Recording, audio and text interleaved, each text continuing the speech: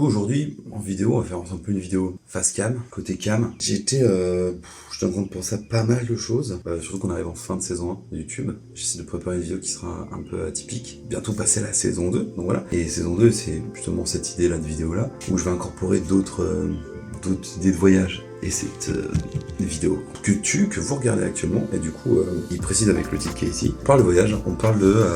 en fait, je me fais chier, j'adore faire ça, c'est que je dois préparer un voyage. Du coup, pour mon anniversaire, je voulais me faire un gros voyage, ça va à peu près durer 16 jours, et je vise le Japon, ça fait des années que je voulais y aller aussi, mais ça fait plusieurs mois que je suis en préparation, de savoir où je veux aller, tout ça, et tout. Billets qui sont pris, maintenant il faut gérer les hôtels. J'ai commencé un peu à les gérer dernièrement, après les activités, tout ça, ça se fait, mais du coup, dès que tu fais une activité ou aller visiter un lieu, tu vois aussi en fonction de ton hôtel, et en fonction de comment tu peux y aller. Et après, la bouffe, c'est que du surplus, comme les goodies et tout, acheter. Le truc, c'est que c'est le premier voyage que je vais faire seul. Il y en a plein qui le font, mais t'es habitué à un peu voyager en couple ou en duo, ou alors en bande d'amis. Et l'idée là, en fait, c'est aussi pour m'inverser un peu, de me poser, ressourcer un peu la chose. Comme il y a, moi je trouve qu'il y a ce côté mystique, un peu folklore au Japon, ça ira bien avec cette idée là. Donc tu peux voir la carte que j'ai ici où tu dois gratter dès que tu fais un pays, je suis pas au-delà de l'hexagone et l'Europe, par 2-3 pays, que ce soit africain, on peut compter la Turquie, sans être trop lié à l'Asie de par sa jonction territoriale. Je suis pas vraiment sorti très loin. Alors certes, si imaginons j'aurais posé un pied à New York, ça aurait été incroyable, mais pas avec un dépaysement aussi incroyable que ça. Et je trouve que l'Asie incorpore un peu cette idée-là de folklore vraiment à part. On sort vraiment de beaucoup de codes. Et c'est atypique de fou. Alors, je pars seul, pas avec Pookie.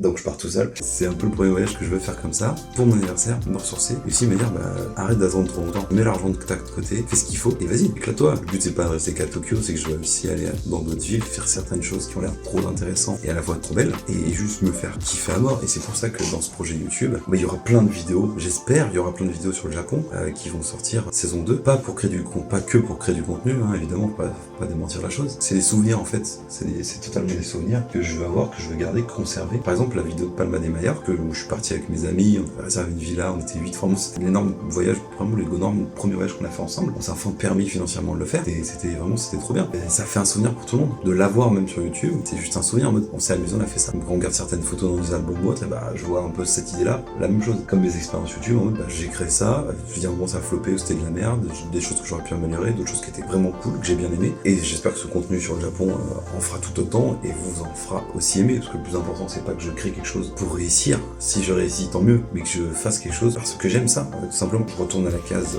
du sujet en fait, partir en voyage, ce qui me fait un peu flipper au-delà de préparer tout ça, c'est préparation, parce que la langue je la connais pas, ça en fait, et même le lieu, les endroits, j'ai beau les avoir vus sur des vidéos YouTube, parce que c'est toujours bon de se renseigner. Je pense que quand tu fous les pieds là-bas, t'es paumé, mais un truc de malade.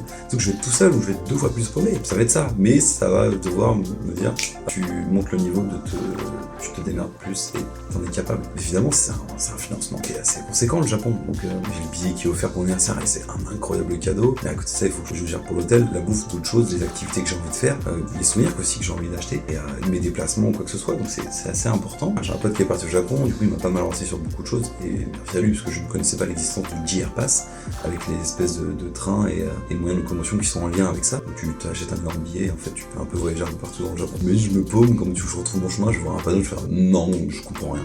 Ou alors j'ai pas suffisamment de 5G et je suis paumé et tout. Après j'ai pris un bon forfait au Japon pour pouvoir me repérer sans que ça me coûte une blinde. Mais de toute façon, je pense que dans tout voyage c'est important d'avoir un effet de flip un peu, ça caractérise l'être humain, c'est ça qui est assez beau. Mais ça n'empêche pas que quand tu sors vraiment de trop tes limites européennes, si on peut dire ça comme ça, francophones et européennes, tu flippes plus parce que tu ne connais pas ça, mais ça veut pas dire que ça va être mauvais. Et là j'ai une pote qui est partie faire un road trip en Asie, effectivement elle est partie sur des mois, c'est bien de tenter l'expérience, mais il faut avoir des espèces de coronets pour y aller. J'aurais voulu faire plus de 2 semaines au Japon, mais c'est que j'ai besoin de sous à côté. Donc en attendant, voilà, c'est pas YouTube qui va m'aider ou quoi que ce soit, faut bien faire avec. Mais voilà, c'était une vidéo un peu pour partager le fait de flipper un peu de la chose, d'organiser des voyages et de même de partir solo, et je trouve que c'est très intéressant. Je pense que je pourrais en faire une vidéo des gens qui sont partis seuls, qui ont bravé l'aventure, qui sont venus, ou même à plusieurs, de ce que ça fait, de façon solitaire, ou non. Pour revenir à ça, je parle au début de saison 1, saison 2 YouTube. Effectivement, on arrive à la fin de saison 1. Il me semble que j'avais lancé ma chaîne le 17 août, exactement. Donc, on s'en rapproche d'ici moins d'un mois. Ça va assez vite. Et je suis assez content de braver les 1 an de YouTube et de continuer. Mais du coup, voilà, j'ai toujours envie de préparer du contenu qui va être très intéressant. Donc, j'ai hâte aussi de partir et ramener plein d'images qui vont être super belles. Autant pour moi que, autant pour partager derrière. Mais en attendant, il faut que je façonne ce